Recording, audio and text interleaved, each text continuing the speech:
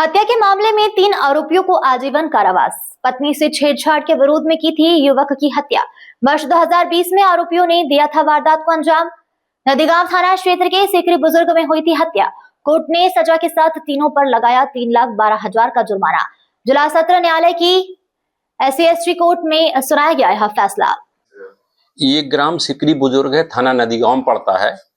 घटना दिनांक 4/7/2020 की। उसके एक दिन पहले इस घटना का जो मृतक अरविंद है, उसकी पत्नी के साथ गांव के ही दीपांशु द्वारा छेड़छाड़ कर दी गई थी, जिसकी शिकायत उसने उनके परिजनों से की थी।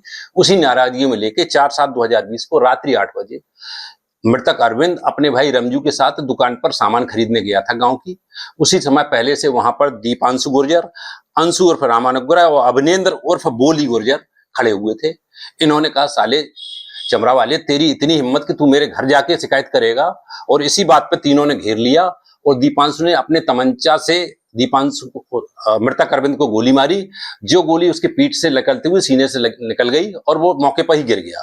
तुरंत ही उसके परिजन उसे नदीगांव अस्पताल ले गए। वहां गंभीर हालत होने के कारण उसे उरई के लिए रेफर कर दिया। उरई में जब वो पहुंचा तो डॉक्टरों ने उसे अरविंद को मृतक घोषित कर दिया। इस घटना की रिपोर्ट अरविंद के पिता ने दूसरे दिन 5/7/2020 को थाना नदीगांव में पंजीत कराई गई। अभियुक्त दीपांशु को 2 दिन बाद ही पुलिस ने गिरफ्तार कर लिया। तमंचे के सहित 2 अभियुक्त न्यायालय में हाजिर हुए।